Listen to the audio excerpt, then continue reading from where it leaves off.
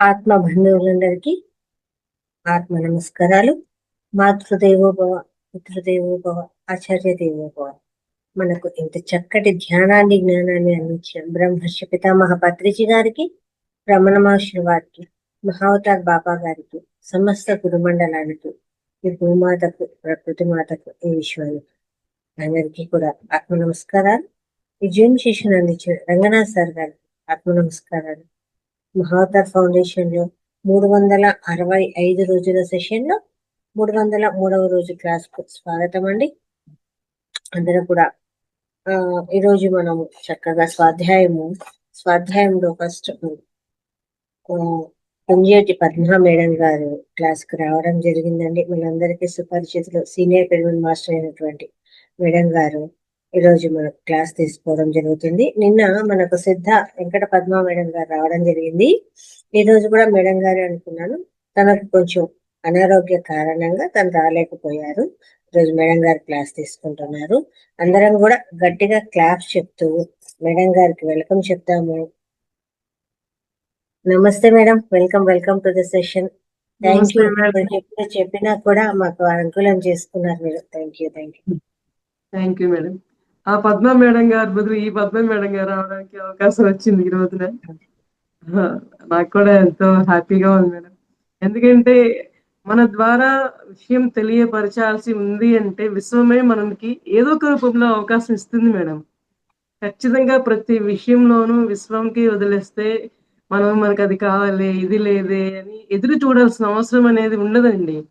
ఎందుకంటే ఈ విషయం మనకి అర్థం అవ్వాలన్నా కూడా మనం ఆ శరణాగతి లేనిదే మనకు అర్థం కాదు.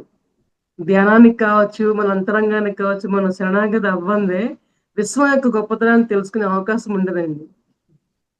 ఓకే, నాకు ఈరోజు ఈ అవకాశం ఇచ్చిన మహావతార్ ఫౌండేషన్ రంగనాథ స్వామి మాస్టర్ గారికి, లలిత మేడం గారికి, మరి జూమ్ లో ఉన్న మాస్టర్లందరికీ కూడా, మరి యూట్యూబ్ లో వీక్షించే మాస్టర్స్ అందరికీ కూడా ఆత్మగౌరవ ప్రణామాలు. ముందుగా మనందరూ జగద్గురు అయిన డాక్టర్ బ్రహ్మర్షి పితామహ సుభాష్ పత్రిజీ గారికి ఆత్మగౌరవ ప్రణామాలు. మరి నేను ఈ ధ్యానంలోకి రావడానికి కారణమైన శ్రీకాళహస్తి వాస్తవులైన శ్రీ మునిబాబు గారికి ఆత్మగౌరవ ప్రణామాలు సార్. మరి ఈ రోజు మనం తీసుకున్న టాపిక్ మరి దశ చైతన్యపు ఎరుకలు. ఏంటి ఈ దశ చైతన్యపు ఎరుకలు అంటే, మనం లైఫ్ లో ప్రతి విషయంలో ముందుకు వెళ్ళాలన్నా, ఏ విషయంలో అయినా సరే ఒక అవగాహన తెచ్చుకోవాలన్నా, ఏ ఏ టాపిక్ అది ప్రాపంచిక జీవితం కావచ్చు, ఆధ్యాత్మిక జీవితం కావచ్చు, ఒక అవగాహన అనేది తెచ్చుకొని దాని తాలూకు ఎరుకని ప్రతి నిమిషం ఎరుకలో ఉంచుకుంటూ మనం ఎలా ముందుకు సాగాలనే మన ఆత్మ యొక్క పరిణామ క్రమంలో మనం ఎలా ఎదుగుతున్నాము అనే విషయం మనం తెలుసుకుంటూ ఉండాలండి. ప్రతిరోజు ఎందరో మాస్టర్స్ వస్తూ ఉంటారు, ప్రతిరోజు ధ్యానం చేస్తుంటాం. మరి ధ్యానము, స్వాధ్యాయం, సజ్జన సాంగత్యం మనకి ఎంతో ముఖ్యమైనవి. 3 ఎన్నున్నా ఏమున్నా లేకపోయినా ఈ 3ంటికి మన శరణాగతి అయితే మన యొక్క ఆత్మ ప్రణగతి అభివృద్ధి పదవుల్లో బాగా నడుస్తుంది మాస్టర్స్. మరి ఈ రోజున మనం మరి ఆత్మ పరిణామ క్రమంలో ఈ యొక్క దశలేంటో చూద్దాం మాస్టర్స్. ఈ యొక్క దశ చైతన్యం ఎరుకలేంటో ముందు వాటిని అవగాహన పరుచుకొని వాటి వివరాలు మనం చూద్దాము. మరి ఆధ్యాత్మిక మార్గంలో ప్రతి ఒక్క సాధకుడు కూడా ఆత్మజ్ఞానంలో ఎదగాలి అంటే మాత్రం ఈ మార్గంలో మనం అధిగమించాల్సిన దశలు 10 ఉన్నాయంట. ఏంటి ఆ 10? మేలుకొలుపు చైతన్యం ఫస్ట్ది. సెకండ్, పరిశోధన చైతన్యం. 3, తట్టి లేపే చైతన్యం. ఎంతో అద్భుతంగా ఉంటుందండి. ఆలకించే చైతన్యం. 5, స్మృతి చేసే చైతన్యం. 6, పంపబడిన చైతన్యం. 7, ఖడ్గధారణ చైతన్యం. 8, శక్తితో నిండిన చైతన్యం. 9, ఎడారి దీపపు చైతన్యం. 10, ఎడారి సింహపు చైతన్యం. 9వదేమో ఎడారి దీపపు చైతన్యము, 10వదేమో ఎడారి సింహపు చైతన్యం. ఈ రెండింటికి తేడా ఏంటో చూద్దాం మాస్టర్స్. మనం క్రమక్రమంగా ఈ యొక్క ఆత్మ పరిణామ క్రమంలో ఈ యొక్క మేల్కొలుపు దశలేంటో మనం తెలుసుకుందాము. మరి ఈ యొక్క మేల్కొలుపులు కూడా మన యొక్క జీవితాల్లో కూడా, మన యొక్క ఆత్మ పరిణామ క్రమంలో కూడా మనం నిరంతరం ఎరుగు పెట్టుకునే ప్రయత్నం చేద్దాం. ఓకేనండి. మరి మొట్టమొదటి చూద్దాము మేల్కొలుపు చైతన్యం. ఇది ప్రతి ఒక్క సాధకుడికి మొట్టమొదటిది చైతన్య స్థితి.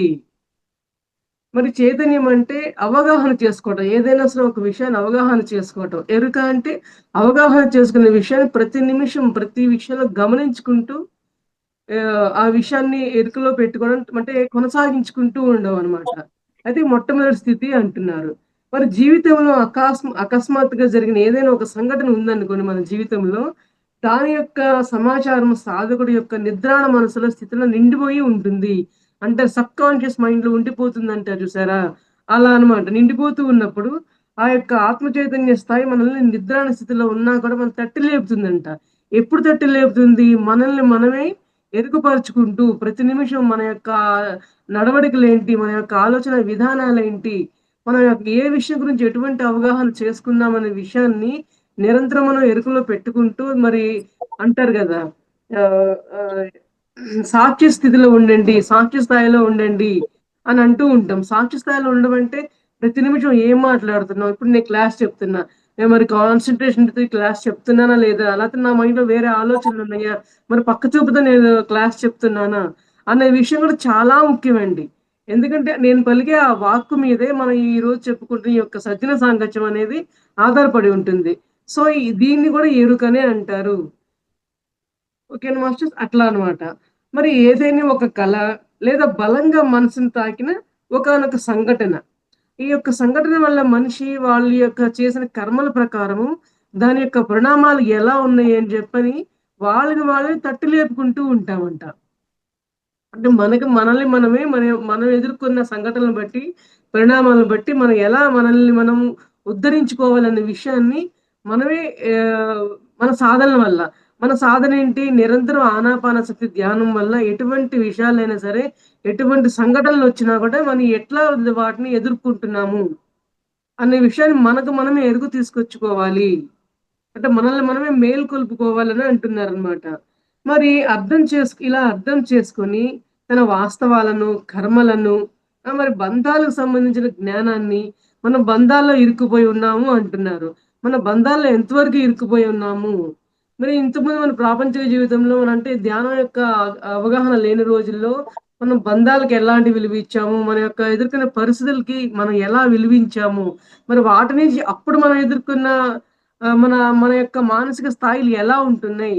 మరి ఇప్పుడు ధ్యాన సాధన తర్వాత మన యొక్క ఆలోచన విధానాలు కావచ్చు, అటువంటి బంధాల్లో ఇరుక్కుపోయే విషయాలు కావచ్చు, ఒక బంధాలే కాదు, ఏ ఒక్క పరిణామ క్రమంలో కూడా మన జీవన శైలిలో ఉన్న పరిణామ క్రమాలన్నింటిలో కూడా మన యొక్క ఆత్మస్థితి ఎలా ఉంటోంది? అనే విషయాన్ని మనమే ఎరుక తీర్చుకోవాలి. మనమే మనల్ని మేల్కొల్పుకోవాలి. ఎప్పుడైనా సరే నిరంతరం ఎన్ని రకాల మరి ఆహ్, జ్ఞానం మనం తెలుసుకున్నా కూడా, ఆ యొక్క జ్ఞానం మనల్ని మనం చైతన్యపరచాలి అంటే, నిరంతరం సాధనలో మనం నిరంతరం ఉండాల్సిందే అండి. ధ్యాన సాధన. మన అంతరంగ భజన ధ్యానాన్ని చేస్తూనే ఉండాలి. అది మాత్రం నిక్కచ్చిగా జరుగుతూ ఉండాల్సిన విషయం అని చెప్తున్నారండి.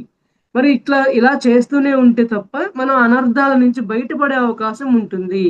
ఎన్నో అనర్థాలు జరుగుతూనే ఉంటాయండి. ధ్యానం ముందు కావచ్చు, ధ్యానం తర్వాత కావచ్చు. అనర్థాలనేవి ఎప్పటికీ ఆగవు. ఇంకా పెరుగుతాయేమో తెలీదు. మనకు తగ్గుతాయేమో అనేది మనకి ఏది తెలియని విషయం అన్నమాట. మనం ఆన్ ది స్పాట్‌లో నిరంతరం ఎరుకలో చూసుకుంటూ వెళ్ళటమే తప్ప, ఇప్పుడు ఇది అయిపోతుందేమో, ఇప్పుడు ఇంక రావులే అనుకోవడానికి లేనే లేదు. ఏ పరిస్థితి ఎప్పుడొస్తదో మన కాళ్ళ ముందే ఉంటుందన్నమాట. మనకి కాళ్ళకు పడ్డ తీగ అడ్డొస్తుందంటారు చూసారా? అట్లా ఏవైనా పరిస్థితి మనకు ఒడ్డు వస్తూనే ఉంటాయి. కానీ ఇప్పుడు మనం ఎదుర్కొనే ఈ విధానాలనేది చాలా మార్పు ఉంటుంది. అంటే ధ్యానం ముందు మనమేంటి, ధ్యానం తర్వాత మనమేంటి అంటే, మనల్ని మనం మేల్కొల్పుకునే విధానంలో ఎన్నో మార్పులు జరుగుతూ ఉంటాయి. అవి శారీరక పరంగా కావచ్చు, మానసిక పరంగా కావచ్చు, ఎటువంటి స్థితిలోనైనా సరే.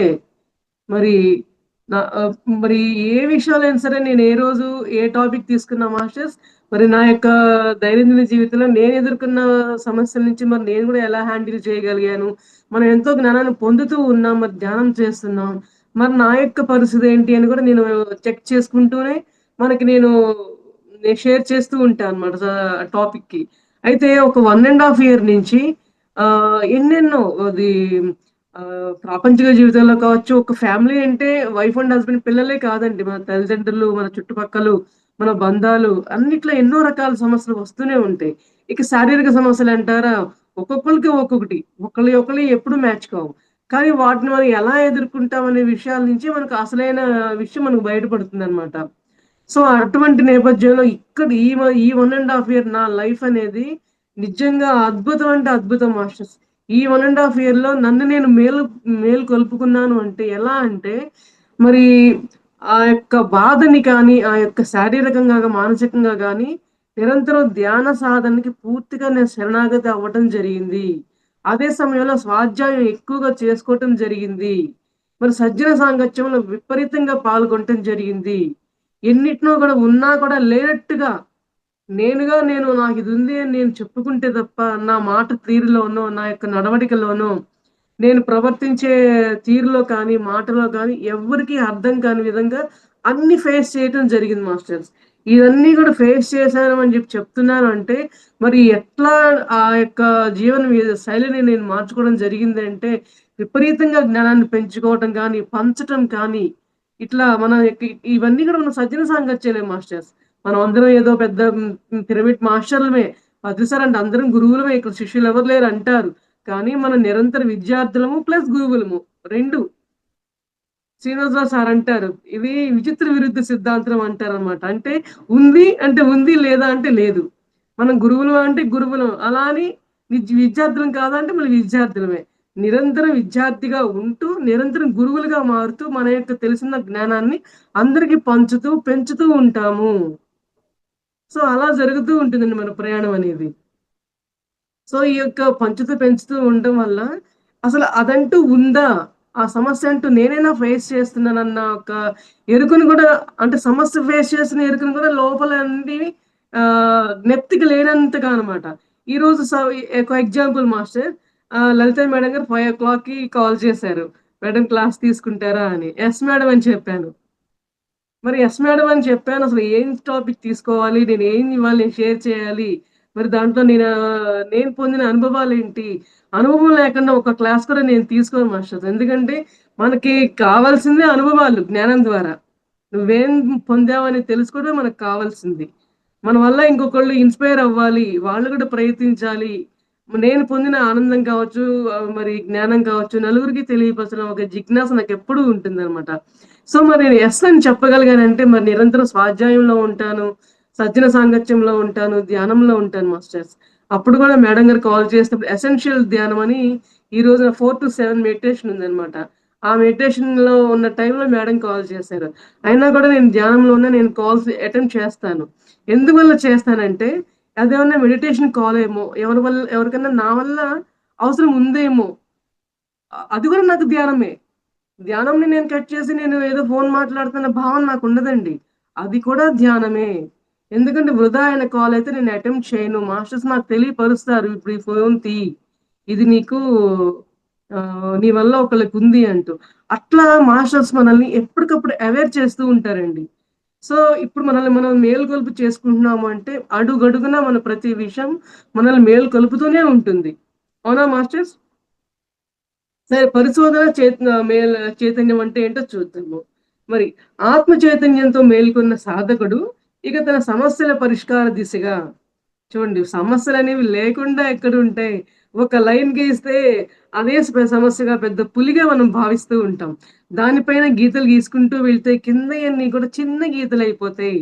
ఒక సమస్య వస్తూ ఉండగా ముందొచ్చిన సమస్య చిన్నదిగా అయిపోతుంది. మరి ఈ 1 ½ ఇయర్ నుంచి నేను చెప్పిన ఏదైతే నా అనుభవం ఉందో, ఈ రోజున ఈ యొక్క ఎగ్జాంపుల్‌కి ఎగ్జాక్ట్‌లీ నా లైఫ్ స్టైల్ అనేది యాప్ట్‌గా మ్యాచ్ అవుతుంది మాస్టర్స్. ముందొచ్చిన సమస్య చిన్నదయిపోతుంది. తర్వాత వచ్చిన సమస్య ఇంకా చిన్నదయిపోతుంది. ఇప్పుడు ఆ సమస్యొస్తే ఓకే. వస్తూనే ఉన్నాయి. ఎక్కడ ఆగినియి? దీనికేమన్నా నెవర్ ఎండింగ్ స్టోరీ ఇది అనేటట్లుగా అయిపోయిందనమాట. అంటే నువ్వు ఎదుగుతున్నావు ఆత్మపరంగా. మామూలుగా అయితే మనమేమనుకుంటాం, ఈ కష్టాల నుంచి మనం తెల్లారమా, తేరుకోమా అనుకుంటాం. కానీ ఇప్పుడేంటి, ఓకే. ఆత్మపరంగా ఎదుగుతూ ఉన్నప్పుడు మాత్రమే మనము ఈ చుక్కలు చిన్నవయిపోతాయి. ఈ గీతలు చిన్నవయిపోతాయి. మనకదే ఇండికేషన్ మాస్టర్స్.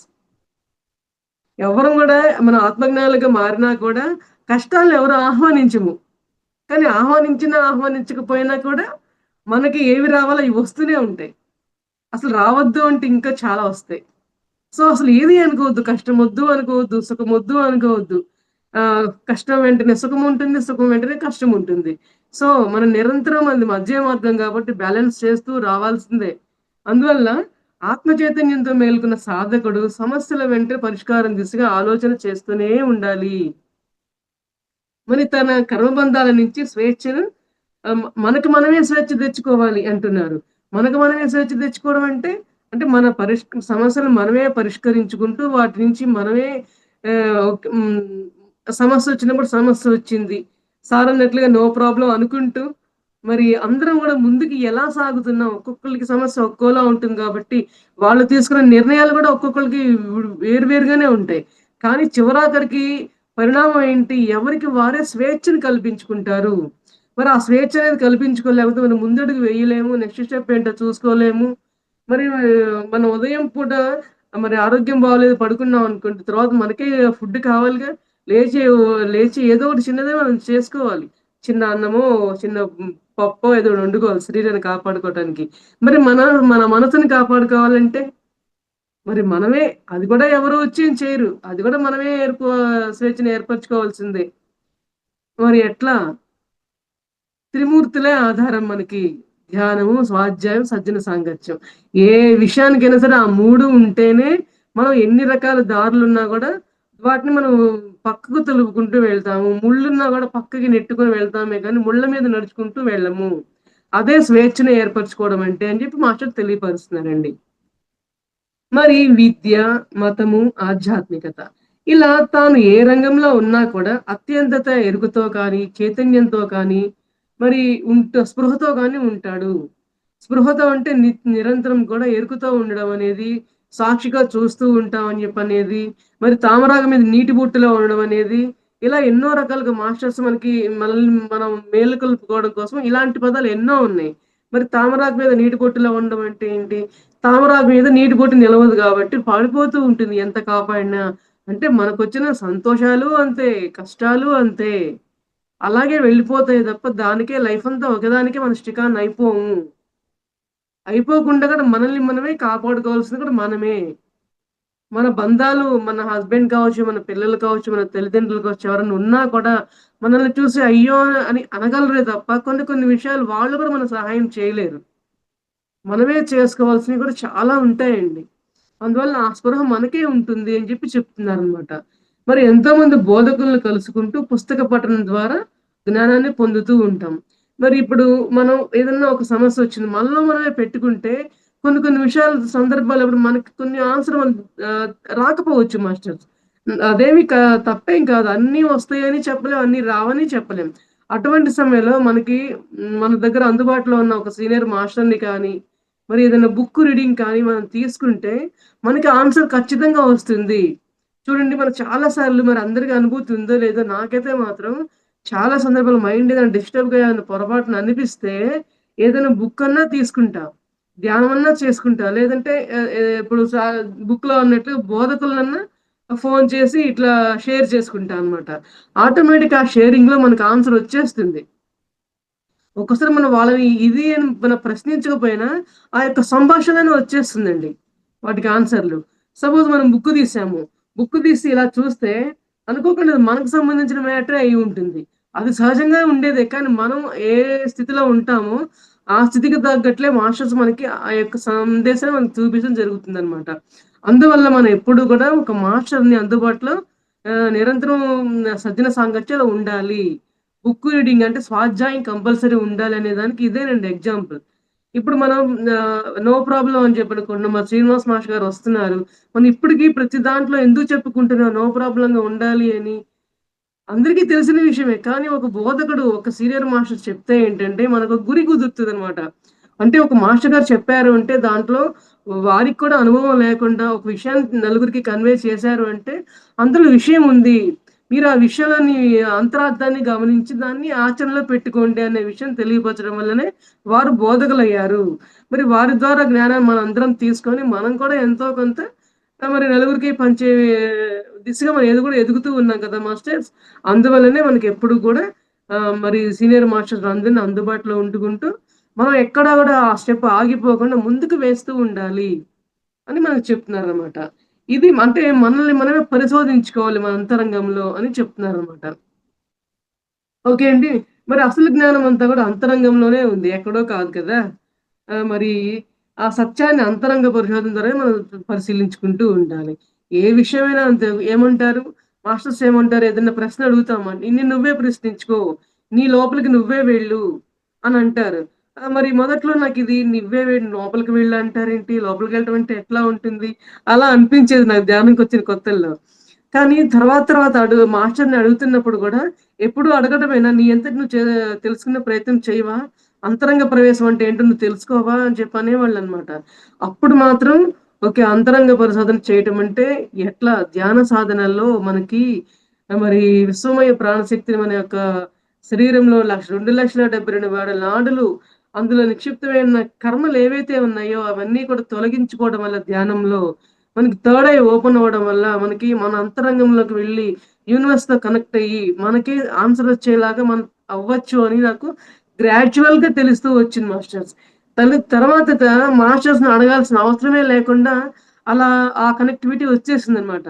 తర్వాత మాస్టర్స్ అడిగినప్పుడు ఇంతకుముందు అసలు పద్మావతి మేడం ప్రతిదానికి ఇదేంటి, అదేంటి అని అడుగుతూ ఉండే కాస్త ఇప్పుడు తనే ఇంకొకళ్ళకి గైడ్ చేసేలాగా తయారైంది అన్న ఒక ఒక మాస్టర్ గూడా అలా చెప్పడం జరిగిందనమాట. సో, ఏదైనా సరే మన అంతరంగంలో ప్రవేశించి మనం తెలుసుకోవడానికిని, ఎదుటి వారి ద్వారా ఆన్సర్ వచ్చేదానికి చాలా తేడా ఉంటుందండి. అప్పుడు మన అంతరంగంలో వచ్చిన ఆన్సర్‌కి ఏంటంటే, మనం ఉపయోగించే ఆ భాష కూడా వేరుగా ఉంటుంది. అనుభవపూర్వకంగా వచ్చిన మాటకి ఓకే. బుక్ రీడింగ్ వల్లనో, ఎవరో చెప్పిన మాట వలన చాలా తేడా ఉంటుందన్నమాట. అందువల్లనే అంతరంగానికి పరిశోధించుకోండి అన్న పదం ఉపయోగించారన్నమాట. ఓకేనా అండి? మరి మూడవది తట్టి లేపే చైతన్యం అన్నారు. మరి తట్టి లేపడం అంటే ఎవరు తట్టి లేపాలి? ఇదివరలో విన్నవి, మరి సుప్త చేతనావస్థలో నిక్షిప్తమై ఉన్నవి, మరి తన కలల ద్వారా కొంతమంది సాకారం చేసుకునే ప్రయత్నంలో సాధకుడు అంతరంగాన్ని విశేషంగా మరి పరిశోధించుకుంటాడు. మరి మనం ఇంతకుముందు ఎన్నో వింటుంటాము. సరికానివి వింటాం, సరైనవి వింటాం. కొన్ని కొన్ని సందర్భాల్లో మర్చిపోకుండా మన సబ్‌కాన్షియస్ మైండ్‌లో మనం నిలబెట్టేసుకుంటాము. అంటే అది ఎందుకు సబ్‌కాన్షియస్ మైండ్‌లో నిలబడిపోతుందంటే, ఆ యొక్క విషయాన్ని నువ్వు పరిశోధించి దాన్ని బయటికి పంపే ప్రయత్నం నువ్వు చేయలేదు. మంచి విషయాన్ని నిక్షిప్తం చేసుకుంటే పర్వాలేదు. ఎందుకంటే దాన్ని మనం ఇంకొకళ్ళకి పంచుదాం కాబట్టి. అది ఎటువంటి నష్టము లేదు. అదే నీ యొక్క అనుమానం కావచ్చు, నీ యొక్క అంతరంగంలో వచ్చిన ఏదైనా బాధలకో, ఏదైనా సరే ఒక అనుమానం కావచ్చు. అవన్నీ గూడా ఎవరితో షేర్ చేసుకోకుండా, ఈ యొక్క జ్ఞానాన్ని తెలుసుకోకుండా నువ్వు నీ యొక్క సబ్‌కాన్షియస్ మైండ్‌లో నిక్షిప్తం చేసుకున్నావు అంటే, ఆ కర్మ నీకు కర్మగా మారిపోతుంది. మళ్ళీ ఆ కర్మను తొలగించుకోవడానికి నువ్వు ధ్యానం చేయాలి. మరి మళ్ళీ ఆ కర్మను తెలుసుకునే ప్రయత్నాలు మరి ధ్యాన సాధన మరింతగా చేస్తూ సజ్జన సాంగత్యం చేస్తూ మళ్ళీ దానికి ఇంకా కొత్త ప్రయత్నాలు చేస్తూనే ఉండాలి. అందువల్ల ఏమంటున్నారంటే, నీ అంతరంగాన్ని తెలుసుకునే ప్రయత్నం నువ్వు అనేది సాధనలో పెట్టుకో. మరి నీకు సబ్‌కాన్షియస్ మైండ్‌లో ఉన్నవి కావచ్చు, నువ్వు ఎన్ని విన్నా కూడా, అంతకుముందు విన్నవి కావచ్చు, ఇప్పుడు ప్రెజెంట్ విన్నవి కావచ్చు, నిన్ను ఏవి కూడా నీకు అడ్డుకట్ట వేసే అవసరమే పడదు అనే విషయాన్ని చెప్తున్నారండి. మరి ఈ ప్రశ్నలు వేసుకోవడం ద్వారా అంటే మనల్ని మనమే ప్రశ్న. ఈరోజు మనం ఏం ఆలోచించాం? ఉదయం నుంచి సాయంత్రం వరకు గూడా మనం ప్రతిరోజు గూడా మనల్ని ప్రశ్నించుకోవాలండి. ఈరోజు మనం ఎవరితో మాట్లాడాము? ఏ విషయం గురించి మాట్లాడాము? అసలు దేని గురించైనా మనం ఎక్కువగా తీసుకొని, ఎక్కువగా ఆలోచించి, మన యొక్క శక్తిని ఏమన్నా చేజార్చుకున్నామా? లేదంటే మన యొక్క తెలుసుకున్న జ్ఞానాన్ని ఇంకొకళ్ళకేమైనా పంచామా? దేనివల్ల మనం సరికానివిలా ఆలోచనలు చేశామా అనే ప్రతి విషయాన్ని ఇదే ఉందిలే, ఇది చిన్నదే కదా అనుకోవడానికి లేదు మాస్టర్స్. ప్రతి చిన్నది కూడా పరిగణలోకి తీసుకోవాల్సిందే. అది స్వాహింస కావచ్చు, పరహింస కావచ్చు. స్వాహింస ఏముంది లెక్కలోకి రాదనుకుంటారేమో మాస్టర్. స్వాహింస కూడా లెక్కలోకొస్తుంది. అది కూడా ముద్రగా ఏర్పడుతుంది మన అంతరంగంలో. ఆ ముద్రలో కూడా మనం తొలగించుకోవాల్సిందే ఖచ్చితంగా. సో, అందువల్ల ఏంటంటే ప్రతి విషయాన్ని మనం ఎరుకలో పెట్టుకోవాలి అంటే చాలా చిన్న విషయంగా అనుకోండి చిన్నది, పెద్దదిగా అనుకుంటే పెద్దది మాస్టర్స్ అయన్నీ కూడా. అంత విషయంగా మనం దూరాలోచన చేస్తూ ఉండాలన్నమాట. అయితే ఈ ధ్యానం చేయటం ద్వారా చైతన్యాన్ని వాస్తవంలో ఆహ్, చెందించుకోవడం కోసం మరి సద్గుణాల్ని పెంపొందించుకుంటూ ఉండాలి. సద్గుణాలను పెంపొందించుకున్నా అంటే ఇక్కడ సద్గుణం అంటే మంచనో, చెడనో కాదు మాస్టర్స్. సద్గుణం, దుర్గుణం అంటే. ఇక్కడ మంచి చెడుకి తావు లేదు. సరికాని ఆలోచన, సరైన ఆలోచన. మాత్రమే ఉంటుంది. మరి సరికాని ఆలోచనకి, సరి అయిన ఆలోచనకి తేడా ఏంటంటే, సరి అయిన ధ్యానము, ఆనాపానసతి ధ్యానం చేస్తే ఎవరికైనా సరే సరికానివన్నీ కూడా తొలగించుకుంటూ, సరి అయిన ఆలోచన వైపు మనం ప్రయాణం చేయవచ్చు. ఈ విధంగా మనల్ని మనం ముందుకడుగులు వేసుకుంటూ వెళ్ళాలని చెప్పి మనకు చెప్తున్నారండి. ఈ విధమైన సద్గుణాలను పెంపొందించుకోవాలి గానీ, ఇక్కడ మంచి, చెడు అనే విషయాలు కాదు మాస్టర్స్. మనం ఈ ఈ కోణంలో చూడాలి. ఓకే. మరి ఈ జీవన గమనాన్ని అద్భుతంగా మలుచుకోవడం ద్వారా సేవాత్మక దృక్పథాన్ని చూడండి, సేవాత్మక దృక్పథాన్ని పెంపొందించుకున్నారు. మరి పత్రి సార్ ఏమన్నారు? "నువ్వు ధ్యానం చేయకపోయినా పర్వాలేదు గానీ నువ్వు సేవ చెయ్యి." మరి నువ్వు సేవ చేశావు అంటే ఒక మొక్కకు నీళ్లు పోయడం ద్వారా కావచ్చు, ఒక కుక్కకి అన్నం పెట్టడం ద్వారా కావచ్చు, ఒక మనిషి కష్టంలో ఉంటే ఒక మంచి సలహా ఇవ్వడం ద్వారా కావచ్చు.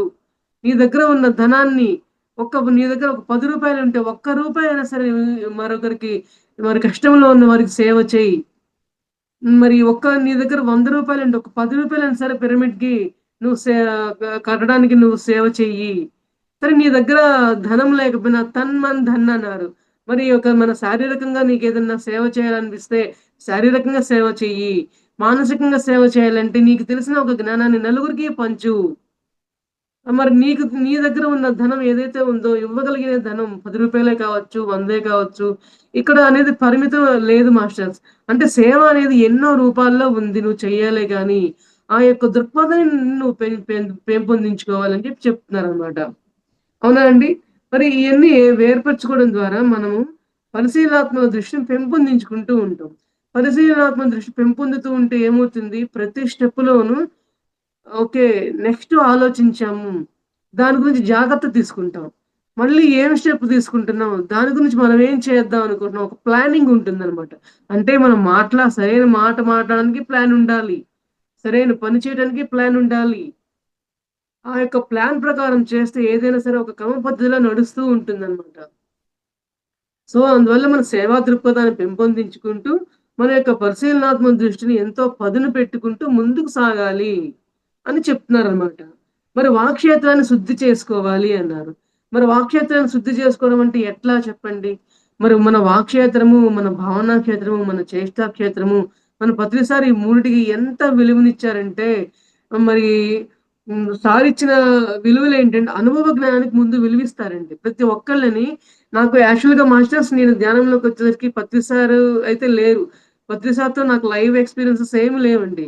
కానీ నాకు ధ్యానంలో పత్రి సార్‌తో చాలా చాలా ఎక్స్‌పీరియన్సెస్ ఉన్నాయండి. సార్ కనపడడం, మాట్లాడడం, గైడెన్స్ ఇవ్వడము, మాస్టర్‌వి మరి వీడియోస్ ద్వారా కావచ్చు, నలుగురి ద్వారా తెలుసుకోవడం ద్వారా కావచ్చు, ఏ క్లాస్ చెప్పినా నేను పత్రి సార్ ఇట్లా అన్నారు, పత్రి సార్ అట్లా చెప్పారని నిజంగా పక్కనున్న వాళ్ళు గూడా ఇంత మాటికి అంత చెప్పలేరేమో! అంటే అంత విధంగా కనెక్ట్ అయిపోయానండి నేనట్లాగా. ఎందుకంటే ఈ యొక్క ధ్యానంలోకొచ్చి లేకపోయినా సరే సారు అంత ఇంటరాక్షన్‌గా నీకు కనెక్ట్ అయిపోయి ఈ క్లాస్ నేను చెప్పగలుగుతున్నా అంటే, నాకు అంతరంగంలో కలిగిన భావనలేంటంటే వాక్క్షేత్రం, వాక్‌శుద్ధి బాగా ఉండాలి. ఎందువల్లనంటే ముఖ్యంగా ఈ పాయింట్ ఎస్పెషల్లీ నా విషయంలో ఆహ్, సహజంగా నాకు చిన్నప్పటి నుంచి గూడా మాట్లాడడం అంటే భయం. మొహమాటము, సిగ్గు. ఏం మాట్లాడితే ఏమనుకుంటారో, నాకు సరిగ్గా వస్తుందో లేదో. నన్ను నేనే ఆత్మన్యూనత భావం అనమాట. సరిగ్గా నాకొస్తుందో లేదో, నా వాయిస్ బావుండదు అని ముఖ్యంగా అస్సలంత వెనక్కి ఉండేదాన్ని. అలాంటిది నాకిక్కడికొచ్చిన ఫస్ట్ ఈ విషయంలో జ్ఞానం ఏంటంటే, ఓకే. నా వాయిస్ బావుండదనో, నా మాట బావుండదనో ఇంత అనుకున్నా ఇప్పటి నుంచి వాళ్ళు ఎక్కిరిస్తారనో, వీళ్ళు ఎషేమంటారనో, ఇవన్నీ కాదు నేను ఆలోచించవలసింది. కనీసం నేను మూగదాన్నయితే నన్ను పుట్టియలేదు గదా! ఏదోకైతే గొంతు ఇచ్చారుగా, వాక్కునైతే ఇచ్చారుగా మరి. మరి ఆ వాక్కుని నేను సరైన సాధనలో పెట్టుకుంటే, నాకు నన్ను ఎవరు పొగడక్కర్లేదు. నన్ను ఎవరు కామెంట్ చేయక్కర్లేదు. చేసినా గూడా నో ప్రాబ్లమ్. నన్ను ఎవరు ఏమన్నా గూడా నేను ఇప్పుడు ఏమి పట్టించుకోను. అనే విధంగా నేను తయారవ్వడం వల్ల మాస్టర్ నా యొక్క ధ్యాన సాధనల వల్ల ఆటోమేటిక్‌గా ఒక మీకు నేను షేర్ చేశాను. ఒక 1 ½ ఇయర్, 2 ఇయర్స్ లోపు నుంచే నేను 3 ½ ఇయర్ ఇంచుమించి ఈ ధ్యానంలోకి ఎంటర్ అయ్యానండి. ఎంటర్ అయిన 1 ½ ఇయర్‌కే నేను క్లాసులు చెప్పడం స్టార్ట్ చేశాను.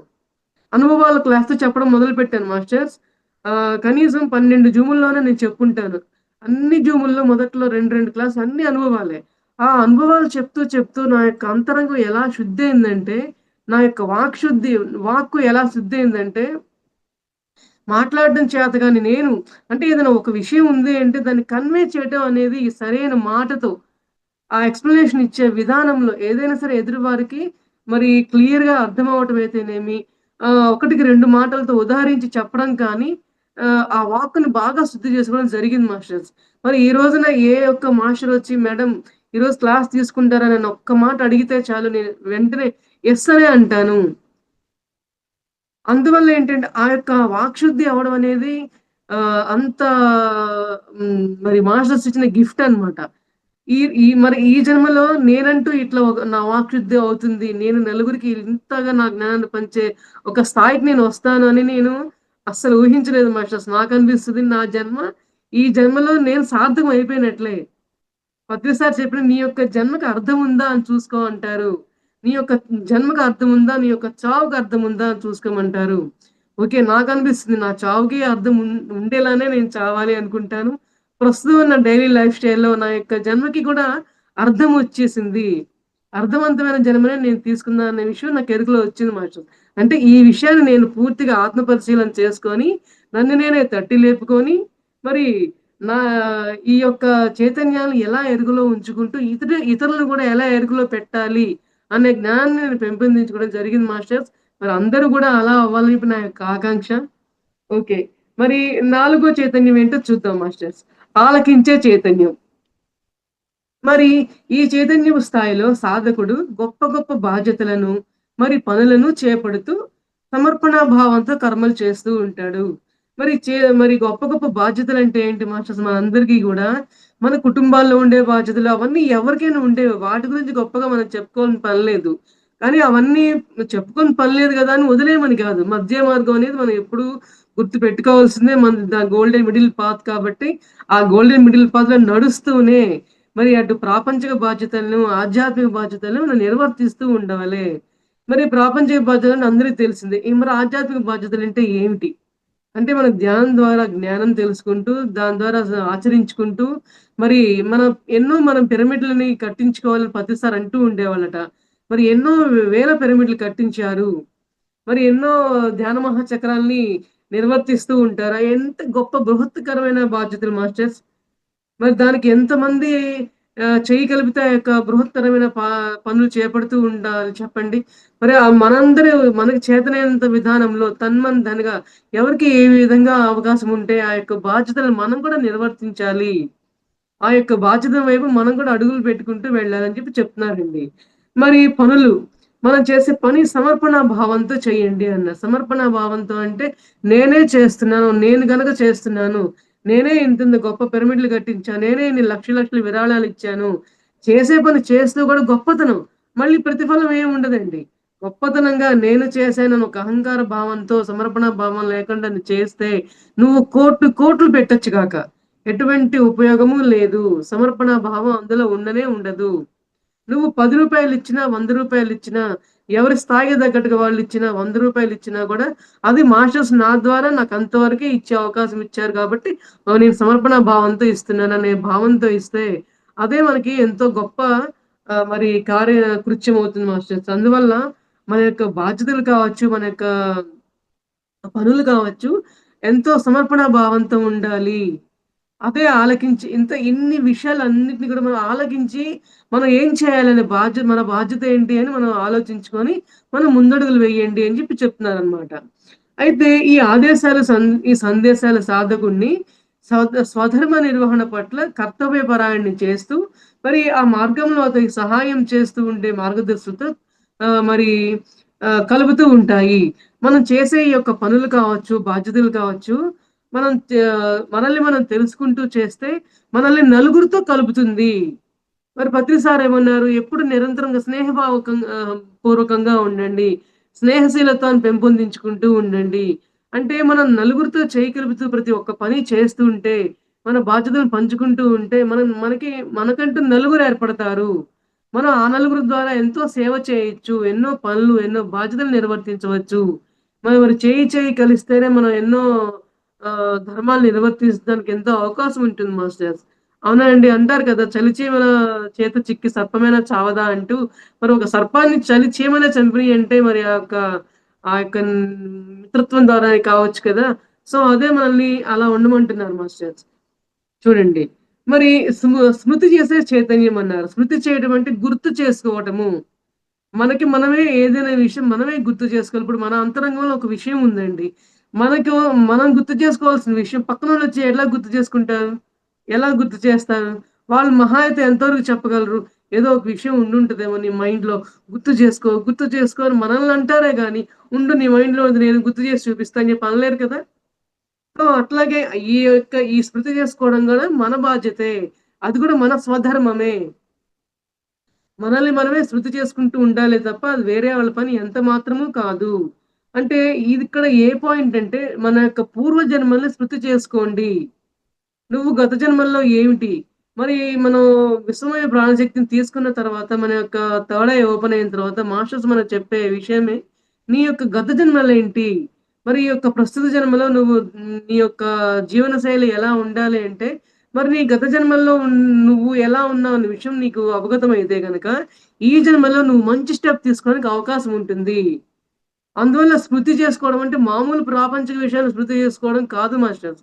ఒకవేళ అవి కూడా ఉన్నా కూడా మనకి ముఖ్యంగా నీ యొక్క గత జన్మలేంటి? నీ యొక్క లక్ష్యం ఏంటో నీ గత జన్మ తెలిస్తే ఈ జన్మలో నీ లక్ష్యాన్ని చేరడానికి చాలా సులువవుతుందని చెప్పి చెప్తున్నారండి.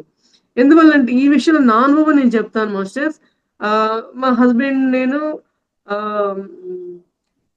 గత మా హస్బెండ్ అనేవాళ్ళనమాట. మనిద్దరిది 7 జన్మల బంధం అని. నేననుకునేది నాకు ఈ జ్ఞానం తెలియక ముందు నేననేది ఆయన మాత్రం సీనియర్ మాస్టరే. ఎప్పటికి సీనియర్ మాస్టరే. ఎందుకంటే మై హస్బెండ్ ఈజ్ మై గురు. ప్రతిసారిని ప్రతిసారి నా కోసం నా ఇంట్లోనే పెట్టారనమాట నన్ను ఎదగడం కోసమని. ఇంత ఫాస్ట్‌గా నేను ఇంత ఎదిగాను అంటే ఆ మాస్టర్ ఈ మాస్టర్‌ని పెట్టబట్టే.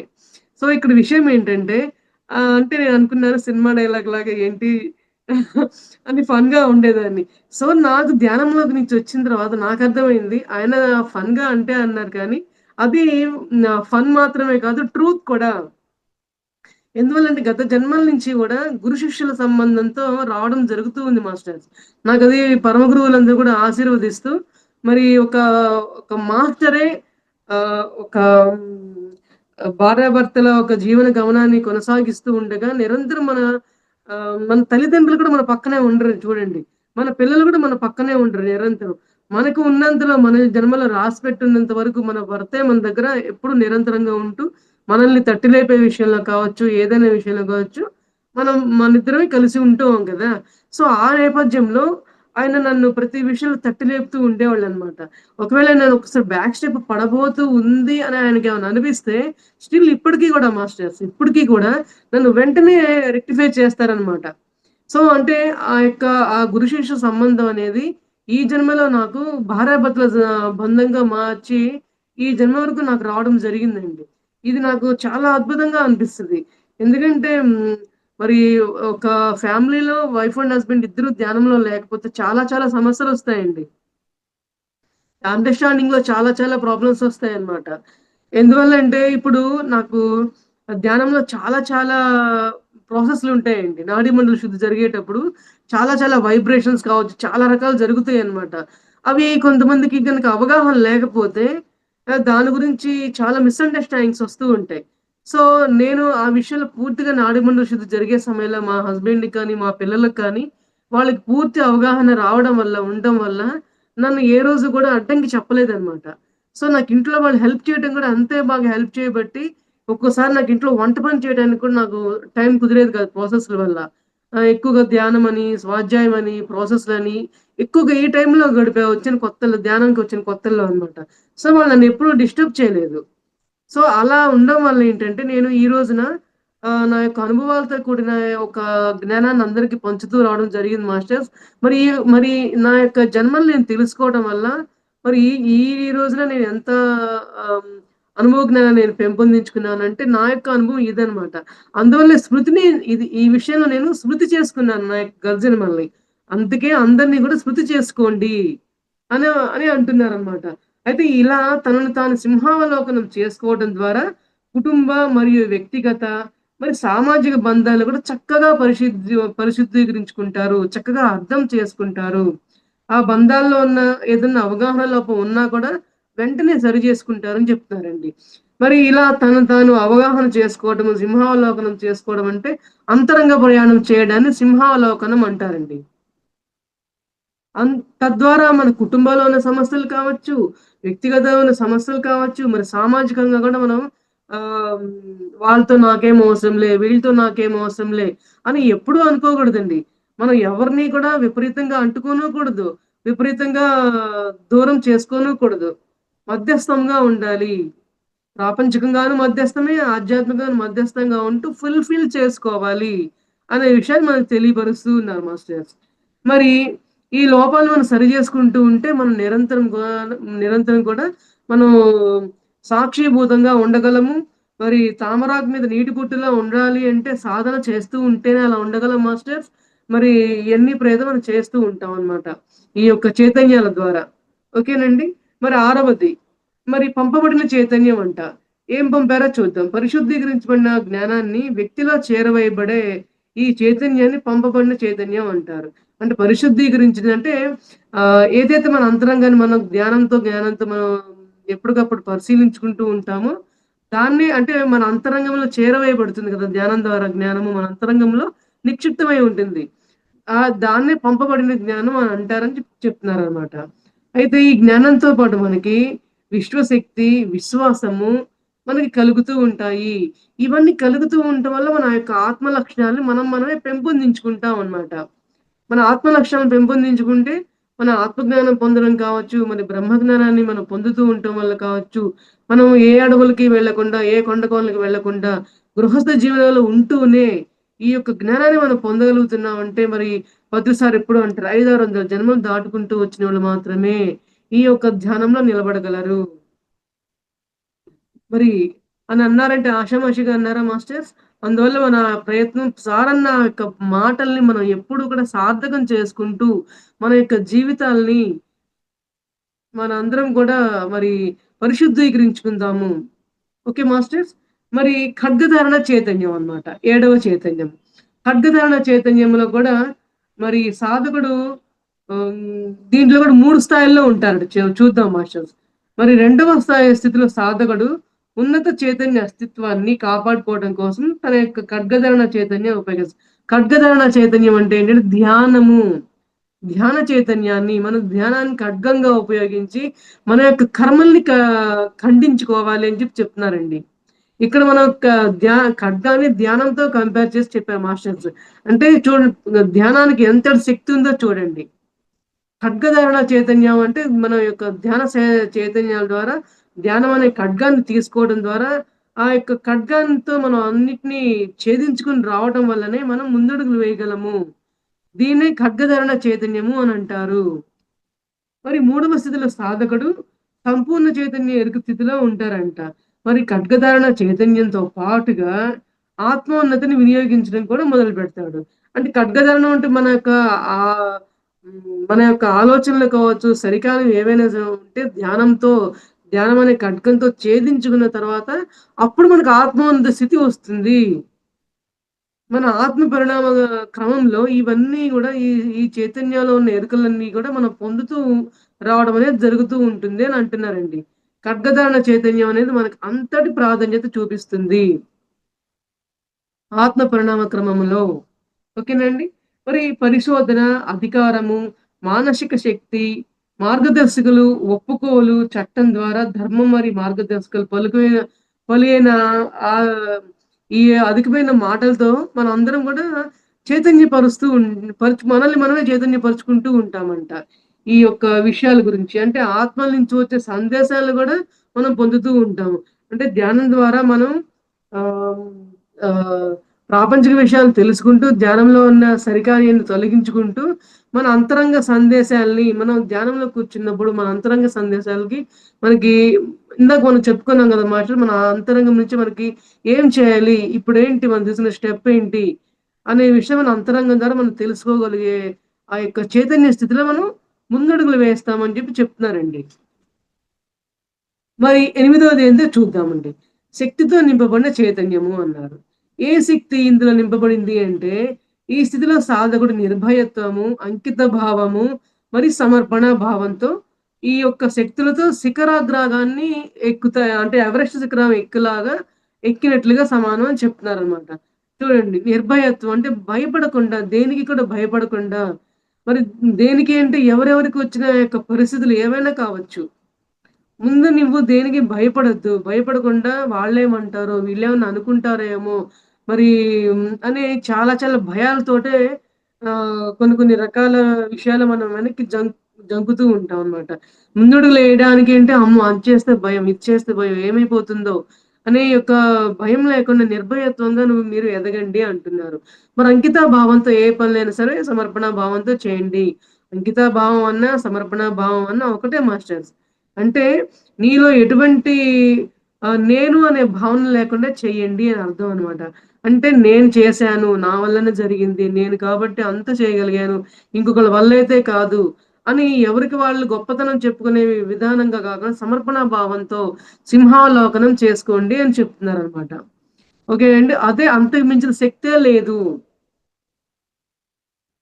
మరి అతని మాటలు కానీ, అతని చేష్టలు కానీ ఎంత అద్భుతంగా వాళ్ళలో మార్పొస్తాయంటే, అంటే ఈ యొక్క సమర్పణ భావం కావచ్చు, నిర్భయత్వంతో చేస్తే కావచ్చు, వాళ్ళ యొక్క అంతరంగంలో అటువంటి చేతనా స్థితిలో డెవలప్ అవుతాయని చెప్తున్నారు. అంటే వాళ్ళ మాటల్లో మార్పొస్తుందంట, వాళ్ళ ప్రవర్తనలో మార్పొస్తుందంట, చేసే పనుల్లో మార్పొస్తుందంట. మరి ఆ ఇన్ని మార్పులు రావడం కోసమే కదా మాస్టర్ ఇంత మనం ధ్యానం చేసి, ఇన్ని సబ్జెక్టుల గురించి మనం తెలుసుకుంటూ అన్నిట్లో మార్పు రాకపోతే అంతా కూడా సమయం అంతా వృధా అయిపోతుంది. అంటారు కదా సార్ నువ్వు మరి ఈ ఈ దశలో మనం 10థ్ క్లాస్ పాస్ అవ్వకపోతే మరలా 10థ్ క్లాస్‌లో ఎలా ఉండాలో, మనం ఈ జన్మ తీసుకొని ఈ యొక్క భూమండలం మీదకొచ్చినప్పుడు మన యొక్క లక్ష్యాల్ని గనక మనం కంప్లీట్ చేసుకోకపోతే మళ్ళీ మనం జన్మలు తీసుకుంటూ ఉండవలసిందే అయ్యా అని అంటున్నారు. Okay masters. అందువల్ల పునరపి మరణం, పునరపి జననం, జఠరే శయనం అన్న ఈ యొక్క నానుడి అనేది మనకందరికీ తెలిసిన విషయమే అయినప్పటికీ గూడా, అందులో ఉన్న లోతుని అర్థం చేసుకుంటూ, నిరంతరం ఆ యొక్క ప్రయత్నం మనం చేస్తూ ఉండాల్సింది మాస్టర్స్ అని చెప్తున్నారండి. ఓకేనండి. మరి ఇప్పుడు 9వది చూద్దాము. ఎడారి దిగువ చైతన్యం. ఏంటి ఎడారి జీవితం చూద్దాం. ఇలాంటి చైతన్యం స్థితిలో ఉన్న సాధకుడు ఎడారిలాగా ఉన్న జీవితాలు అంటే ఒక గమ్యం లేకుండా, ఒక తీరుతెన్నులు లేకుండా, ఎవరికీ అర్థం కాకుండా వాడేం చేస్తున్నాడు, ఏం ఆలోచిస్తున్నాడని ఎవరికీ అర్థం కాడు. వాడికి వాడే అర్థం కాకుండా అంటే ఎడారి లాంటి జీవితాలంటే ఒక తీరుతెన్ను లేకపోవడం అంటే ఒక మంచి, చెడు పద్ధతి లేకుండా, ఒక క్రమ పద్ధతి లేకుండా చేసే పనులు, ఆలోచనల వల్ల ఎన్నెన్ని అనర్థాలు కొని తెచ్చుకుంటాడనే విషయం తెలియపరచడం కోసమే ఎడారి దీపపు చైతన్యం అన్నారండి. అంటే ఎడారిలో కాకుండా నువ్వు మరి పచ్చటి పొలంలో ఉండాలనుకునే విధంగా మన యొక్క జీవన విధానాన్ని మనం క్రమబద్ధీకరించుకోవాలి అనే విషయాన్ని మనకి ఈ అంటే ఎడారితో పోల్చారనమాట. మనం చేసే చేష్టలన్నీ కూడా. అంటే ఒక జీవం ఎక్కడుంటుందండి? మనం చేసే పనుల్లో కావచ్చు, ఆలోచనల విధానాల్లో కావచ్చు, జీవం ఉండదు కదా! ఆ యొక్క జీవాన్నే ఇట్లా మనకి కంపేర్ చేసి చెప్పారనమాట మాస్టర్‌లు. అయితే మరి వాళ్ళ యొక్క భవిష్యత్తుని కూడా ఆశ ద ఆశ వైపుకి మళ్లించుకునే విధంగా మనల్ని మనమే అంటే ఆశ అంటే ఇక్కడ మనం ప్రాపంచికమైన ఆశల గురించో, వస్తు వాహనాల గురించో కాదు మాస్టర్స్. ఆధ్యాత్మికంగా ఎదగాలనే ఆశ మనం పెంపొందించుకోవాలి. ధ్యానం చేయాలనే ఆశను పెంపొందించుకోవాలి. మనం కూడా మాస్టర్స్‌లా ఎదిగి, మరి మనల్ని మనం సింహావలోకనం చేసుకుంటూ, మరి దాన్ని పంచితే పెంచాలన్నట్లుగా పెంచుకుంటూ వెళ్తూ అనే మార్గంలో మనం కూడా ఎదగాలి అనే విషయం చెప్తున్నారండి. అయితే ఇలా ఎడారి దీపపు చైతన్యంతో నిండిన సాధకుడు అప్పటి వరకు స్తబ్దుగా ఉన్నా కూడా మరి ఎప్పుడైతే సాధనలు చేస్తాడో అప్పటి నుంచి గూడా మరి ఆశాజనకంగా తయారవుతాడు. ఎడారి దీపపు చైతన్యం కాస్త ఆశా దీపపు చైతన్యంగా మారిపోతుంది అనే విషయం చెప్తున్నారండి. మరి ఊరికే ఒక ఎగ్జాంపుల్ చెప్తున్నాం. టీచర్ విద్యార్థులకు వాళ్ళ యొక్క జీవితం పట్ల ఒక లక్ష్యాన్ని ఏర్పరిచి, మరి ప్రపంచంలో ఉన్న టీచర్ ఏం చెప్తారు పిల్లలకి, "నాన్న నువ్వు బాగా చదువుకుంటే, మంచి మార్కులు తెచ్చుకుంటే పెద్దోడివయిన తర్వాత నీకు మంచి జాబొస్తుంది. మరి నిన్ను అందరూ మెచ్చుకుంటారు. నీ వల్ల నలుగురికి ఉపయోగపడతావు నువ్వు." చూసావా ఎంత మంచి మంచి పనులు చేస్తే అందరూ నిన్నెంతో దేవుడిలా నిన్ను కొలుస్తారని. ఎంత ఎంకరేజ్‌మెంట్‌గా ఒక టీచర్ పిల్లవాడిని వాళ్ళ యొక్క జీవన విధానం ఇలా ఉండాలని చెప్తారో, అట్లాగే మన మాస్టర్స్ కూడా నువ్వు ఆశాజనకంగా, నువ్వు ఆధ్యాత్మికంగా ఎదిగావు అంటే, నువ్వు ఆత్మపరంగా ఎదుగుతూ మరి నలుగురిని కూడా ఎదిగించే విధంగా నువ్వు నీ యొక్క అనుభవాల ద్వారా వాళ్ళని ఇన్‌స్పైర్ చేసి నీ యొక్క జన్మను సార్థకం చేసుకుంటావు అనే విషయాన్ని చెప్తున్నారండి. మరి ఇదే ఇలా తెలుసుకుంటే కదా అర్థం పరమార్థం మన జీవనానికి ఉండాలి. మరి ఈ వెలుగులు మన జీవన విధానాలను నింపుకుంటూ ఉంటే తప్ప, మన యొక్క ఈ ఎడారి జీవన విధానం నుంచి మనం బయటపడి, మరి ప్రకృతి పరంగా జీవించే ఆ యొక్క జీవన విధానం మనకి రావాలి అంటే, మనం మన యొక్క విధి విధానాల్ని ఎన్ని రకాలుగా పరిణామ క్రమం తెచ్చుకోవాలో చూడండి. మన ఆత్మ ఎన్ని రకాల పరిణామాలు చెందుతూ ఉంటే తప్ప, మనం ఈ మార్గంలోకి రాలేము అని చెప్తున్నారు మాస్టర్స్. మరి ఇంకేం చెప్పారంటే, "నీకు వచ్చే ప్రాణాంతకమైన జబ్బైనా సరే, నువ్వు దాన్ని లెక్క చేయకుండా, నువ్వు ఎక్కువ కాలం బతకవు అన్నా కూడా, నువ్వు దాన్ని నిర్భయంగా ఉంటూ, భయపడకుండా, ఓకే. నాకెంతవరకు మాస్టర్ నీకు ఈ జన్మలో సమయం ఇచ్చారో, అంతవరకు కూడా నేను చేయవలసిన పనులేంటి? మరి నా వల్ల నలుగురికి ఈ కాస్త సమయంలోనే నేనేం చేయాలి? ఏ సేవ చేయాలి? నన్ను నేను ఇంకా ఏం తెలుసుకోవాలి?" అనే వైపుగా మన దృష్టి మళ్లించుకోవాలే కానీ, అయ్యో! నాకు చావు దగ్గర పడిపోతుందే. మరి నేనింకా చావాలి. నా వాళ్ళందరూ ఉన్నారు. ఓకే. ఈ భావాలు ఉన్నప్పటికీ కూడా కనీసం కొంత సమయం తర్వాతైనా సరే మళ్ళీ మనల్ని మనం ఎరుకుపరుచుకుంటూ ఉంటే మరి మనం వెనక స్టెప్ పడకుండా ఉంటుంది మాస్టర్స్. అందువల్ల అలాంటి సమయంలో దీపపు ఎడారి చైతన్యంతో ఒకానొక సాధకుడు మరి గనక వెళ్తే అకస్మాత్తుగా ఏర్పడిన ఆపదల వల్ల కూడా బయటపడగలడు అని చెప్తున్నారండి. ఇప్పుడు ఇది కూడా నా లైఫ్‌లో ఈ ఎక్స్‌పీరియన్స్ కూడా నాకు కలిగింది మాస్టర్స్. ఆల్‌మోస్ట్ మరి డెత్ దాకా నేనొక 3, 4 టైమ్స్ వెళ్ళాను. ఒక్కసారి, 2 సార్లు కూడా కాదండి. 3, 4 టైమ్స్ వెళ్ళా అంటే మరి ఎట్లాంటి స్థితి నుంచి బయటపడుంటానో మీరు ఊహించండి. సో, మరి ఒక్కటే అనుకున్నాను మాస్టర్స్ ఆహ్, ఇంతే అనుకున్నారేమో నా యొక్క లైఫ్ స్పాన్ ఇంతే ఉందేమో. ముందు 1, 2 సార్లు కొంచెం భీతి కలిగింది మాస్టర్స్. అప్పట్లో ఇంత జ్ఞానం లేదు. సో, మరి కాలం గడుస్తూ ఉన్న కొద్దీ, సాధన చేస్తున్న కొద్దీ, మరి నేను కూడా ఈ యొక్క ఎడారి దీపపు చైతన్యంలో ఉన్న వ్యక్తిని కాస్త మరి నేను కూడా ప్రకృతి పరంగా ఎదుగుతూ ఉండే ప్రయత్నం వల్ల, ఇటువంటి విషయాల్లో కూడా అకస్మాత్తుగా ఏర్పడ్డ ఆ యొక్క సందిగ్ధాల వల్ల కూడా నేను బయటపడగలుగుతూ ఉన్నాను. 100% కాదు మాస్టర్. 1000% నేను చెప్పగలను. ఒక్క నిమిషం టైం పడితే పర్వాలేదు కానీ, చాలా సమయం తీసేసుకుంటే, మనకి సమయం గతించిన సమయం మనకి మరలా తిరిగి రాదు. ఆ విషయాలు కూడా మనం అందరం కూడా ఎరుకలోకి తీసుకొచ్చుకోవాలి. మనకు కూడా ఏదో ఒక విషయాలు అనుభవాలు వస్తూనే ఉంటాయండి. Okay masters. మరి ఇలాంటి ఎడారి దీపపు చైతన్యంతో కూడిన మాస్టరు, సాధకుడు మరి వాళ్ళ జీవితం ఎంత విలువైందో తెలుసుకోవాలి. జీవితంలో సమస్యలు, సవాళ్ళ పట్ల ఎంతో గట్టిగా మరి ధీటుగా నిలబడాలి అని చెప్తున్నారండి.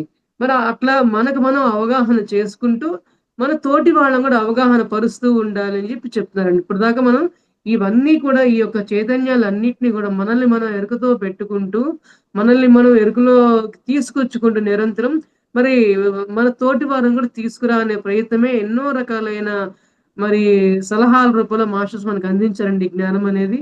మరి ఈ యొక్క పదవదేంటో చూద్దాం మాస్టర్స్. ఎడారి సింహము చైతన్యం. ఇక్కడ మనకి ఎడారి దీపపు చైతన్యం అన్నారు. ఇక్కడ సింహము చైతన్యం అన్నారు. అంటే ఇక్కడ ఎడారి దీపపు చైతన్యం కాస్త మనం సింహంలా తయారవ్వాలి. ఇక్కడ ఎడారిలో నువ్వు సరికాని ఆలోచనలతో, సరికాని జీవన విధానాలతో నువ్వుంటే, నువ్వు నీ యొక్క దారి తీరుతెన్నులు కూడా సరిగా లేని పక్షాన నీ యొక్క మానసిక స్థాయిలు అలా ఉన్నాయి.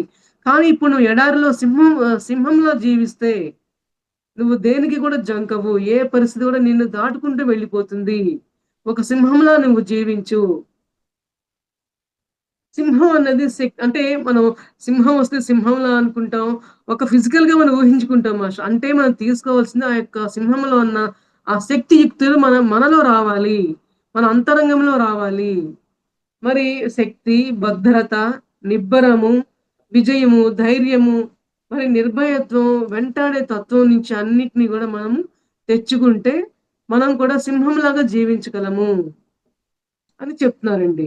మరి సింహపు ఎడారి చైతన్య స్థితిలో ఉన్న సాధకుడు భౌతిక తలంలో ఉన్న మానవ సంబంధాలను, ఆధ్యాత్మిక తలాల్లో ఉన్న ఆధ్యాత్మికమైన పరిస్థితులను కూడా రెండిటిని కూడా సమానంగా భావిస్తాడు. సమానంగా ముందుకు వెళ్ళగలిగే పరిస్థితులను ఏర్పరచుకుంటాడు. అంటే నిజమైన మధ్య మార్గంలో జీవించటం అనేదే ఈ యొక్క ఎడారి సింహము చైతన్యం అని మనం చెప్పుకోవచ్చు మాస్టర్స్. నిజమైన ఒరిజినల్ మధ్య మార్గము. మరి ఈ యొక్క స్థితిలో ఉన్న వాళ్ళు అపోహలను, భ్రమలను తనదైన శైలిలో నిర్భయంగా ఉంటూ మరి వెంటాడి పడుతున్న మన యొక్క ఆహ్, అంతరంగ అంతరంగంలో నిక్షిప్తమై ఉన్న అన్ని కర్మల్ని కూడా మనమే తొలగించి వేసుకోవాలి. సింహం లాంటి జీవనాన్ని మనం గనక సాగించుకుంటూ ఉన్న నేపథ్యంలో, మనం ఎంతో అద్భుతంగా మనం కొనసాగించగలము అని చెప్పి చెప్తున్నారండి. Okay masters. మరి ఇందుకు ఉదాహరణగా మనకొక మేడం గురించి కూడా చెప్పారండి. మేడం బ్లావెట్స్‌కి అని చెప్పుకోవచ్చంట. బ్లావెట్స్‌కి అనే మహిళ ఎంతో ధైర్యంగా మరి ధైర్యం అయ్యుండి గూడా సైన్స్ మరి మతం అన్న ముఖ్యమైన రంగాలపైనే ఆనాడే సింహం పంజా విసిరిందంట. సింహం పంజా విసరడం అంటే తన యొక్క తనకున్న ఏవైతే పరిస్థితులున్నాయో అవన్నిటిని కూడా దాటుకుంటూ, సింహంలా జీవిస్తూ, ఆ యొక్క పరిస్థితులను ఎలా దాటుకు రావాలనే అనే విషయాన్ని ఒక మహిళగా అయినా సరే ఎలా దీటుకు రాగలుగుతూ వచ్చింది. అంటే ఇక్కడ చూడండి, మహిళ అయినా సరే వచ్చింది అంటే ఏ మహిళ రాకూడదా? పురుషుడే వస్తాడా? అంటే ఇక్కడ అట్లా అని కాదు మాస్టర్స్. ఇక్కడ స్త్రీ అనేది, పురుషుడు అనేది మనకి ఎటువంటి భేదభావాలు ఉండవండి. మన అంతరంగం స్ట్రాంగ్‌గా ఉండాలే గాని స్త్రీ అయినా, పురుషుడైనా ఒకటే. ఇక్కడ లింగ భేదం అనేది ఉండనే ఉండదు అని మనం అర్థం చేసుకోవాలి మాస్టర్స్. మరి తర్వాతి కాలంలో గూడా శాస్త్రానికి, ఆధ్యాత్మికకు మధ్యలో ఉన్న అడ్డుగోడల్ని ఆమె కూలద్రోసి వేసిందంట ఆవిడ.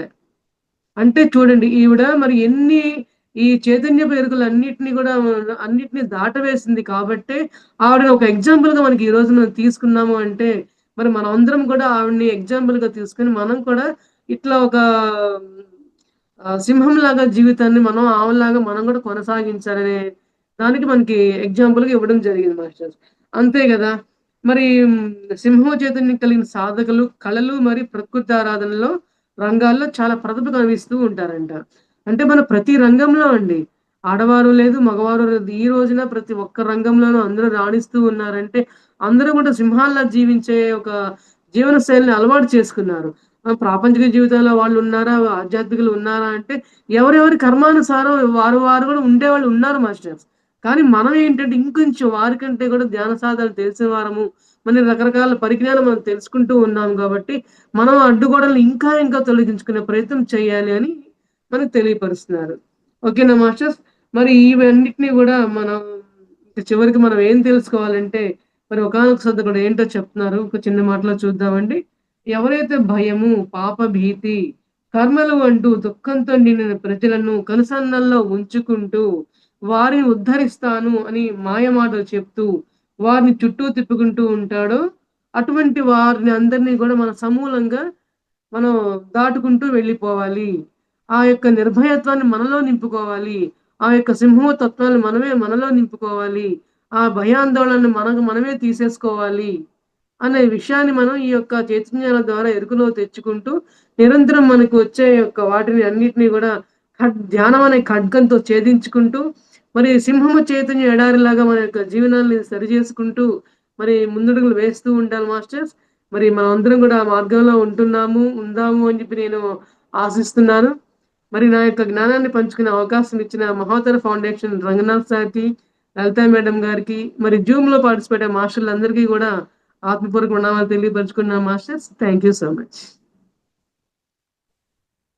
Thank you madam. Thank you very much. Ah, దశ చైతన్యపు ఎరుకలు ఎంత అద్భుతంగా ఉన్నాయో, ప్రతి ఒక్క ధ్యానంలోకి వచ్చిన ప్రతి ఒక్కరికి కూడా ఇవన్నీ కూడా అంతే ఇంపార్టెంట్. చాలా అద్భుతంగా మేడం ఆత్మ పరిణామ క్రమంలో అని చెప్పి యాడ్ చేయండి. యెస్. ధ్యానంలోకొచ్చి ఆత్మ పరిణామ క్రమంలో ఉండే ప్రతి ఒక్కరికి కూడా ఈ దశ చైతన్యపు ఎరుకలు ఇది ప్రతి ఒక్క పాయింటు కూడా ఎంతో అద్భుతంగా ఉంది. ప్రతీదీ ఆ ఎరుక అనేది ఎలా ఉండాలి? ఏ విషయం మీద ఉండాలి? ఎలాంటి పాయింట్స్ ఎంత అద్భుతంగా ఉన్నాయి మేడం. పుస్తకం చాలా బాగుంది ఇది. ఆహ్, మీరు భలే మంచి పుస్తకాలన్నీ సేకరిస్తున్నారు. మొత్తం జూములంతా అలా చుట్టేయడము, ఇంగ స్వాధ్యాయం జరిగిపోతుందేమో. పుస్తకాలు గూడా ఎక్కడ వినింది గూడా లేదు. అంత అద్భుతంగా మేడం పుస్తకాలు మీకొక సేకరిస్తున్నారు. షాకింగ్ న్యూస్ చెప్పనా అండి? మరి పత్రి సార్ అంటారు చాలా వేల పుస్తకాలు చదివాను, లక్షల పుస్తకాలు చదివాను. మరి మీరు గూడా అలా ఆ ప్రయత్నంలో ఉండండి అన్నప్పుడు, నేను ధ్యానంలోకొచ్చిన కొత్తల్లో ఈ బుక్స్ చదివే విషయంలో నేను ఫస్ట్ కనెక్ట్ అయింది ధ్యాన జగత్ బుక్ మేడం. ఎందుకంటే నేను రిలీజ్ అయ్యాను అంటే ఒక విషయం గురించి విడుదల, మోక్షం అంటే విడుదల. ఏ విషయాల నుంచి విడుదల? భయం నుంచి విడుదల. మన యొక్క అనుమానాల నుంచి ఎన్నో రకాల మరి ఎమోషన్స్ నుంచి విడుదల. అదే ముక్తి, మోక్షం అంటే అనేవి ఎప్పుడైతే నేను ఆ బుక్ లో చదివానో, అది కూడా మనం తెచ్చుకున్న కర్మలు కావచ్చు, మరి అవమానాలు, కష్టాలు, కన్నీళ్ళు ఇవన్నీ కూడా మరి భూలోకంలో మనం ఎన్ని అనుభవించి కర్మలు తీర్చుకొని మరలా మనం తిరిగి ఆత్మలోకాలకు వెళ్తాము. ఇవన్నీ మనం తెచ్చుకున్నయే. అంటే నేను ఆశ్చర్యపోయానండి. అవునా! అవును. ప్రతిదానికి అవునా! బావిలో కప్ప బయటపడి చూస్తే ప్రతిదీ ఎలా వింతగా ఉండేదో, నాకు అలా వింతగా ఉండేది. కానీ ఏదో ఉంది. ఏదో ఉంది. ఎంతో అద్భుతంగా ఉందని ప్రతి దానికి ఇంట్రెస్ట్‌గా విన్నాను మేడం. ఎన్ని వీడియోలు వినేదాన్నో. బుక్స్ మాత్రం నాకు 4, 5 రకాల బుక్స్ తప్ప నా దగ్గర ఎక్కువ కూడా లేవు. జీవాత్మ ప్రపంచ నియమాలు, ధ్యాన వేమన అని కొన్ని కొన్ని ఇట్లా ఏవో ఒక 10 ఉన్నాయి గట్టిగా అంతే. మెయిన్‌గా ధ్యాన జగత్ బుక్ నా దగ్గర 10 సంవత్సరాల నుంచి కబోర్డ్‌లో చాలా ఉన్నాయండి. మా వారు అన్ని బుక్స్ తెప్పిస్తారు. సో, మేము ఏ రోజు చదివేవాళ్ళం కాదది. కబోర్డ్‌లో ఎళ్ళిపోయి ఉండేది. కానీ గమ్మత్తేంటి చెప్పనా? మనం 10 ఇయర్స్ నుంచి ఎన్నెన్నో పుస్తకాలు తీసేసేవాళ్ళం. వాళ్ళకి వీళ్ళకి ఇస్తుండేవాళ్ళం కానీ, ఆ బుక్స్ మాత్రం అన్నేళ్ల నుంచి అంతే ఉన్నాయండి. అంటే ఆ యొక్క జ్ఞానం నీకు అవసరము. సో, అందుకే అది బయటికి వెళ్ళలేదు అనిపించిందండి. సరే ఒకసారి ఒక సీనియర్ మాస్టర్ దగ్గర ఒక శ్రీనివాసరావు సార్‌కి ఒకసారి నేను చెప్పడం జరిగిందండి ఈ ఈ విషయం అంతా. చెప్తే సార్ అన్నారు. సార్ కూడా అట్లా ఒక బుక్ బైండింగ్ చేయించారంట. ఇలా నేను చేయించాను మేడం అని ఆ బుక్స్ అన్నిటిని ఇట్లా మీరు చేయించండి అంటే, కనీసం ఒక 3 బుక్స్ తయారైనాయండి. ఇంత లావు బుక్స్, బైండింగ్ బుక్స్ 3 తయారైనాయి. గత సంవత్సరంగా కనీసం ఇప్పుడు 80, 70, 80 క్లాసులు నేను ధ్యాన జగత్ బుక్‌లో నుంచే నేను చెప్పానండి. కానీ ఒక టాపిక్ సంబంధమే ఉండదు. ఇవి ఎన్ని పుస్తకాలు కొనేసానో, ఏ బుక్‌లో చదివానో అని అందరూ అడుగుతుంటారు నన్ను. ఎక్కడెక్కడి నుంచి తెస్తావు ఈ టాపిక్స్ అని. అంటే చూసారా? ఈ ధ్యాన జగత్ బుక్‌లో కనీసం 12 రకాల టాపిక్స్ ఉంటాయి మేడం. కంటిన్యూ గనుక ప్రతి నెల ఫాలో చేస్తే ఎన్నో బుక్స్ కొనాల్సిన అవసరం కూడా ఉండదండి. నక్షత్ర మిత్రులని, రామ్‌తా బుక్ అని, మరి సేతు విజ్ఞానం అని ఇట్లా ఎన్నో రకాలు ఉన్నాయి గదా! రామాయణం అని, సీతాయనం అని, ఆత్మాయణం అని ఎన్ని బుక్స్ మాస్టర్స్ ఈ బుక్‌లో లేని జ్ఞానమే లేదండి. అన్ని బుక్స్ నుంచి నేను జ్ఞానం తీసుకొని మరి ఎన్నో రకాల స్వాధ్యాయాలంటే ఇంకా చూడండి. నేను ఒక బుక్‌లో గూడా నేను రాసుకున్నా. అసలు ఎన్ని క్లాసులు నేను ఆహ్, ధ్యాన జగత్ బుక్ నుంచి నేను చెప్పాను అని చూసుకుంటే సుమారు 80, 90 అయినాయి అంటే ఆశ్చర్యపడక్కర్లేదు మేడం. అంతగా ప్రతిసారి అనేవాళ్ళంట. ఎక్కడికెళ్ళినా సరే ధ్యాన జగత్ బుక్‌ని గురించి ప్రచారం చేసేవాళ్ళంట. ఒక జూమ్‌లో మాస్టర్‌కి నేను ఇట్లా చెప్పా అనమాట. ధ్యాన జగత్ జూమ్‌లో కూడా నేను క్లాసెస్ చెప్తూ ఉంటా అనమాట. ఆ మాస్టర్స్ ఏమన్నారంటే, ప్రతిసారి తర్వాత మీరే ధ్యాన జగత్‌కి ఇంతగా కనెక్ట్ ప్రచారం అవ్వలేదు చేస్తున్నారేమో. వినలేదు మేము. మీరు అంత ప్రచారం చేస్తున్నారు మేడం అని చెప్పన్నారు వాళ్ళు. చూడండి అది నాకు కూడా తెలీదు. అంతగా ఆ కనెక్టివిటీ నాకే తెలియకుండా వచ్చేసిందండి. అంతటి జ్ఞానం మనకి ఎన్ని పుస్తకాలు కొంటేనో జ్ఞానం వస్తుందనే పాయింట్ కాదు మాస్టర్స్. మనం ఎలా అయినా సరే తెలుసుకోవాలనే ప్రయత్నం మనకుంటే ఎట్లైనా సరే తెలుసుకోగలము. మరి ఇక్కడ ఈ బుక్స్‌లో నక్షత్ర మిత్రుల టాపిక్ వస్తాయి. ఆత్మలోకాల గురించి వస్తాయి. మరి నక్షత్ర సౌరమండలాల గురించి వస్తాయి. మరి బుద్ధుడు గురించి వస్తాయి. వాళ్ళ యొక్క సాధనలు రకరకాల పరమ గురువులందరి చరిత్రలు వస్తాయి. దీంట్లో లేనిదనే టాపికే లేదు మేడం అసలు. అంత అద్భుతమైందనమాట. నేను ఏదైనా క్లాస్ చెప్పాలి అంటే నేనసలు వెతుక్కోవాల్సిన అవసరమే ఉండదండి. అదనమాట మాస్టర్స్. ఇప్పుడు నేను చెప్పొచ్చేదేంటంటే, అందరూ ధ్యాన జగత్ బుక్‌ని ప్రతి నెల తెప్పించుకునే ప్రయత్నం చేయండి మాస్టర్స్. నేను గత 3 నెలలుగా హిందీ బుక్ కూడా తెప్పిస్తున్నానండి. కొన్ని క్లాసులు మన మహోత్తర ఫౌండేషన్‌లో హిందీలో కూడా చెప్పడం జరిగింది. సో, అలా నేను ఆ బుక్ కూడా కనెక్ట్ అవ్వడం వల్ల అది కూడా తెప్పిస్తున్నా. ఇప్పుడు 3 బుక్స్ వచ్చాయి హిందీలో కూడా. సో, చూడండి. అందరూ ఏంటంటే మరి స్వాధ్యాయానికి అంత విలువ ఉంది. Okay. Thank you very much ma'am.